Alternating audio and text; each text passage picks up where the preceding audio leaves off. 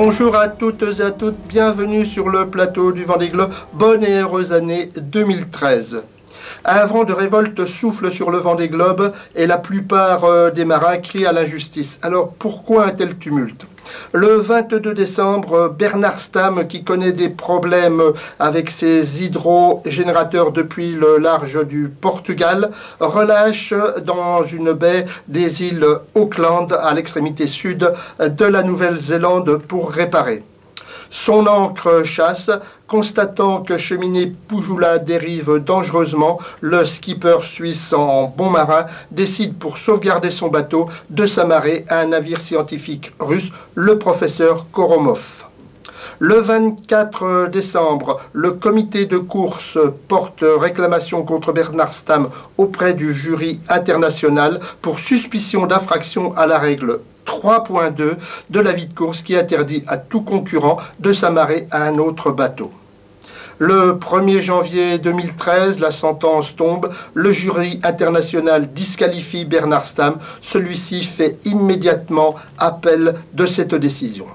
Pendant ce temps, François Gabard et Armel Lecléache ont franchi le Cap Horn à 1h15 d'intervalle et tentent d'éviter les glaces qui jalonnent leur route. En images, les vœux des skippers et le passage du Cap Horn. 4, 3, 2, 1. Bonne année! Meilleur vœu! Meilleur vœu et... On va 25 vœux. Meilleur vœu et bonne santé!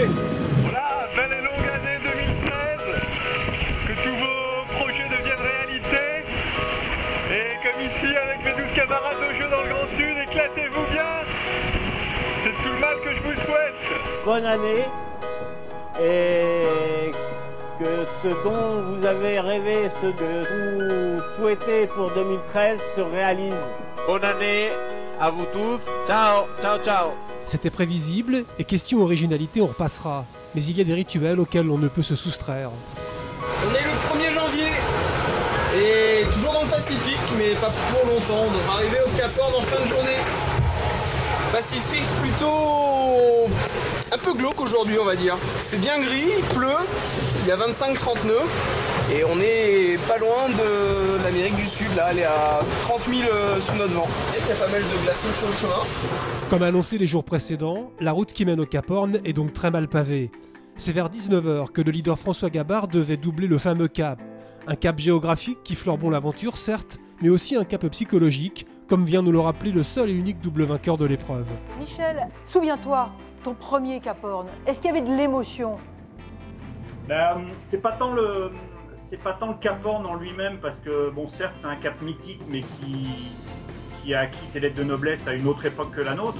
Pour moi, c'est surtout, et c'est vraiment comme ça que je l'ai vécu sur mes deux Vendées. Une fois qu'on arrive au Cap Horn, c'est un soulagement. On sort de un mois des mers du Sud. On a hâte de revenir près des côtes. Ce sera la première côte qu'ils vont voir, la première vraie côte qu'ils vont voir depuis quasiment un mois et demi pour certains. Comme François Gabard, qui ne nous a pas tout dit tout à l'heure.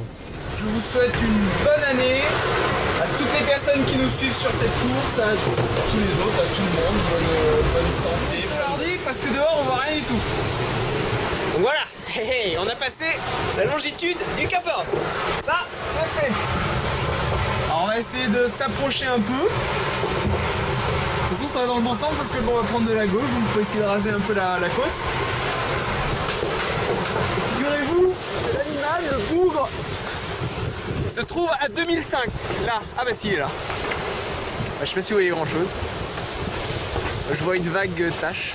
C'était hier, aux alentours de 19h20 heure française. Ouais, c'est pas... il est pas très photogénique aujourd'hui le Cap Horn. Bon, c'est vrai que nous n'avons pas vu grand chose, mais reste que ce moment, il faut la sortir d'une information révélatrice de la performance. Le Benjamin de la Flotte, 29 ans, a doublé le célèbre rocher après 52 jours de course, soit 4 jours de moins que le record de son mentor, Michel Desjoyaux, en 2009. Et 75 minutes après François Gabard, autant dire presque rien à l'échelle du Vendée Globe, c'était au tour d'Armel Lecléache. On a passé le Cap Horn tout à l'heure, donc voilà, on est rentré dans l'Atlantique, fini les mers du Sud, l'océan Indien et le Pacifique sont derrière nous. Et voilà, donc maintenant on va juste essayer de passer à côté des icebergs qui sont assez présents devant nous là, encore sur une centaine de milles. Wouh! Un petit coup pour Cap Horn. Un petit coup pour le bateau. Chez Bernard Stamm, c'est plutôt la soupe à la grimace. Petit retour en arrière pour se remémorer les faits. Le 23 décembre dernier, alors que le Suisse est au mouillage près des îles Auckland pour réparer ses hydrogénérateurs, il décide, voyant son bateau dériver, de s'amarrer à un navire scientifique russe qui a jeté l'ancre dans la même baie. Quelques jours plus tard, le comité de course porte réclamation contre le skipper de Cheminée Poujoula, considérant que celui-ci a reçu assistance. S'ensuit la réunion d'un jury international qui a appliqué le règlement et décidé hier de disqualifier Bernard Stamm. Réaction de l'intéressé. Vous pouvez le penser, ça pourrait aller mieux, quoi. Maintenant, j'ai le droit de demander la réouverture du dossier, donc ce que je vais faire, quoi, c'est je pense avoir agi dans la sécurité mon bateau et puis dans l'esprit de la course, donc voilà. Alors, au classement de ce vendredi 4 janvier 2013 à 9h, pas de changement, puisque François Gabard est toujours en tête et devant Sarmel Lecléage de 31 000. En troisième position, Jean-Pierre Dick rend 365 000 au leader. Alex Thompson, quatrième, accuse un retard de 618 000, tandis que Jean Le Cam, actuellement cinquième, est à 1904 000 du leader. Voilà, nous arrivons au terme de cette émission. J'espère qu'elle vous plaît toujours et que vous êtes de plus en plus nombreux à suivre les aventures passionnantes de nos 13 marins encore en course. Alors, on prie vraiment pour que Bernard Stamm puisse rester en course. Allez, au revoir.